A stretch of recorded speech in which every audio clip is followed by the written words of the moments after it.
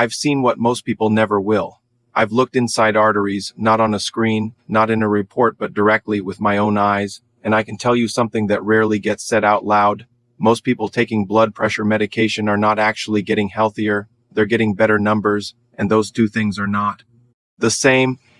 The reading on the monitor improves, but the damage inside the arteries continues quietly, day after day. No alarms, no symptoms, just slow progression. And the reason this happens isn't because your doctor doesn't care. It's because the system doesn't allow the full explanation. You're given a simplified version. Take the pill, lower the pressure, problem solved. But what if that explanation is incomplete? What if lowering the number is only one small part of a much bigger picture? Today, we're going to break that down in a way that changes how you see your health. Let's be clear about something. This is not about blaming your doctor. The system itself is structured in a way that makes deeper explanations almost impossible. Most appointments last only a few minutes. In that time, there is no way to explain the biology of your arteries, the long-term processes affecting them, and what actually needs to change. So instead, you're given a simplified model. Your blood vessels are like pipes. The pressure is high, a medication widens them or reduces fluid, the number comes down, that's the story, and for a while it works, but that model leaves out the most important part, what is happening to the structure of those vessels over time, because after a certain age, the issue is no longer just pressure, it's damage. Imagine a pipe in your home. Over time, it becomes cracked, corroded, and coated with buildup on the inside. Now imagine reducing the water pressure flowing through that pipe. The reading improves, but did the cracks repair themselves? Did the buildup disappear? Of course not. The pipe is still damaged. That is exactly what standard treatment often does. It lowers the pressure, but it doesn't address the structural condition of the vessel itself. Inside your body, those arteries may still be stiff, inflamed, and deteriorating. The outer result looks better, but the underlying condition continues. There is a microscopic structure inside your blood vessels that almost no one talks about. It's not visible on standard scans. It's not something you'll hear about in a routine visit, but it plays a critical role in how your arteries function. This layer acts as a protective barrier. It helps blood flow smoothly, signals your vessels to relax, and prevents harmful particles from penetrating the vessel walls. When this layer is healthy, your arteries function efficiently. When it becomes damaged, everything begins to change. Blood flow becomes less smooth, inflammation increases, the vessel walls become more vulnerable, and over time, this leads to stiffness and higher pressure. So what damages this protective system? Not one single factor, but a combination of three that are extremely common, especially after midlife. First, elevated blood sugar, even slightly higher than ideal levels, can gradually wear down this protective lining. Second, chronic low-level inflammation, often driven by diet, sleep patterns, and excess body fat, creates a constant internal stress that weakens your vessels. And third, oxidative stress, essentially internal wear and tear, accelerates this process even further. These factors don't create immediate symptoms, which is why they go unnoticed. But over time, they change the structure of your arteries in ways that no simple pressure-lowering approach can fully address. Once that protective inner lining of your blood vessels begins to break down, the situation changes in a way most people never realize. The walls of your arteries are no longer protected. They become exposed to circulating particles that were never meant to penetrate that layer. Inflammatory compounds begin to enter, and over time, plaque starts to build. This isn't a sudden event. It's a gradual process that unfolds over years. The artery begins to lose its natural flexibility. It becomes stiffer, less responsive, and less capable of handling the pressure of blood flow. And here's the key point: this process continues regardless of how normal your blood pressure reading looks on the surface. As this damage progresses, your body attempts to repair it, but the repair process is not always helpful. One of the ways your body responds is by depositing calcium directly into the walls of your arteries.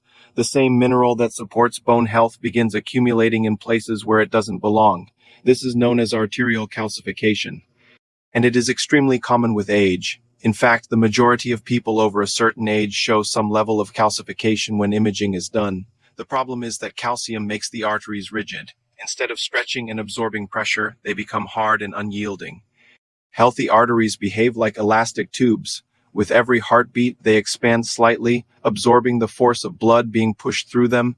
Then they recoil, helping move blood forward efficiently. But when calcium builds up, that flexibility disappears. The artery becomes more like a rigid pipe than a flexible structure. Each heartbeat now sends a wave of pressure against walls that cannot absorb it.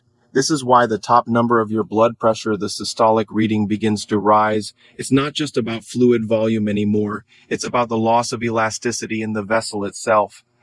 There's another mechanism at play that most people never connect to blood pressure.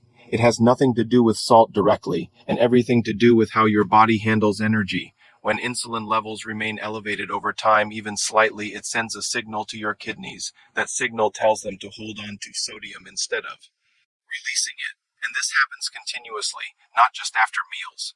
The result is increased fluid volume inside your bloodstream. More fluid means more pressure, especially inside arteries that are already stiff and damaged. Now step back and look at the full picture.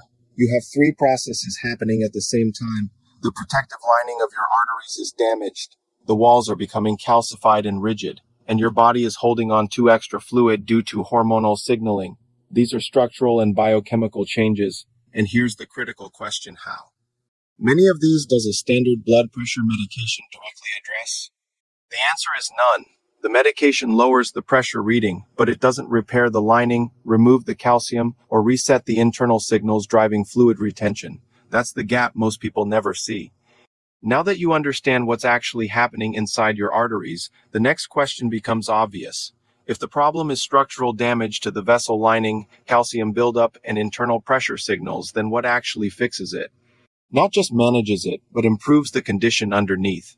This is where the conversation usually ends in most clinical settings. But it shouldn't, because each one of these mechanisms has a targeted response. Not a guess, not a trend, but something grounded in physiology. And the important part is this: none of these steps require you to abandon your current treatment. They are designed to work alongside it. Think of your medication as stabilizing the system.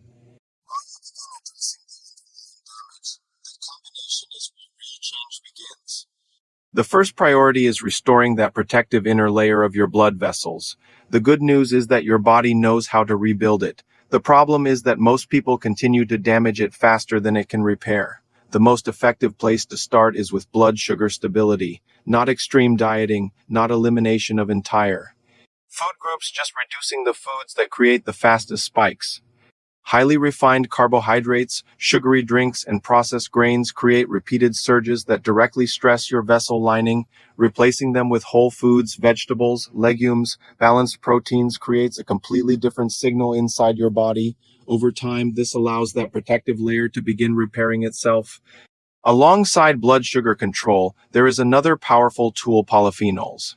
These are naturally occurring compounds found in foods like berries, leafy greens, olive oil, and dark chocolate. Their role is not just general health support. They directly counter oxidative stress, one of the primary forces damaging your blood vessels. Think of them as a repair system that helps stabilize and protect the inner lining of your arteries. Research has shown that consistent intake of polyphenol-rich foods can improve vascular function within a matter of weeks, not years, weeks. This is one of the fastest ways to begin shifting the internal environment in your favor. Now we move to the second major issue: calcium buildup inside your arteries. For years, this was considered a one-way process. Once calcium was deposited, it was believed to remain there permanently. But newer research has changed that understanding. Calcium accumulation is not random. It is regulated by specific proteins in your body. And those proteins require certain nutrients to function properly. When those nutrients are missing, calcium ends up in the wrong place inside your arteries instead of your bones. One of the most important nutrients involved in this process is a specific form of vitamin K, not the type commonly associated with clotting, but a different form that plays a role in directing calcium.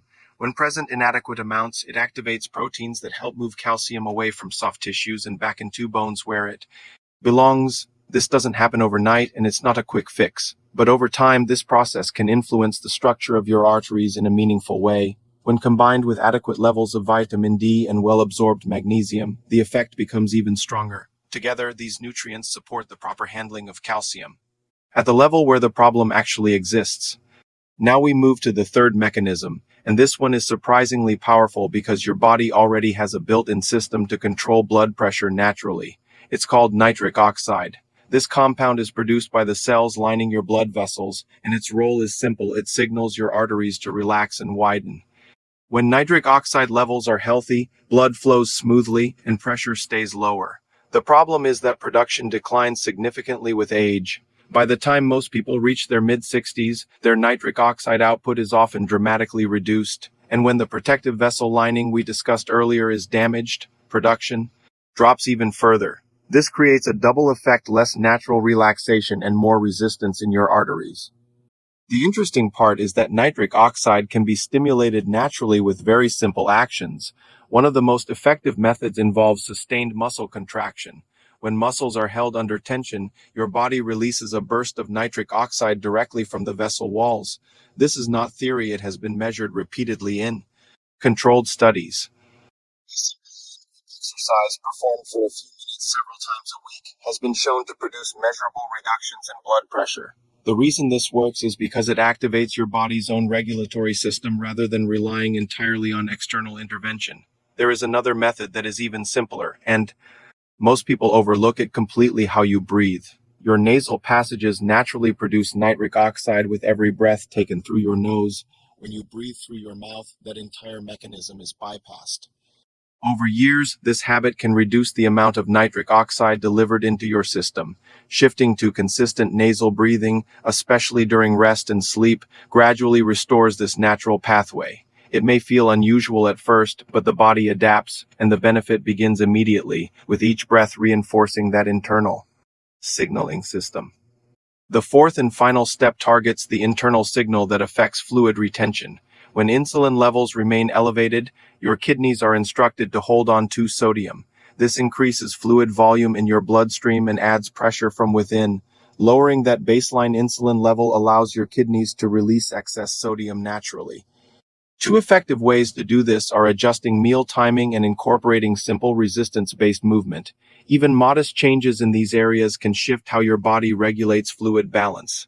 Over time, this reduces internal pressure without directly targeting the vessels themselves. Now step back and look at the full picture. You are not dealing with a single issue. You are dealing with a system: vessel lining health, structural integrity, natural signaling, and internal fluid regulation. Addressing only the pressure reading leaves the rest untouched. But when you begin supporting each part of that system, something changes. The numbers improve, yes, but more importantly, the underlying condition begins to shift.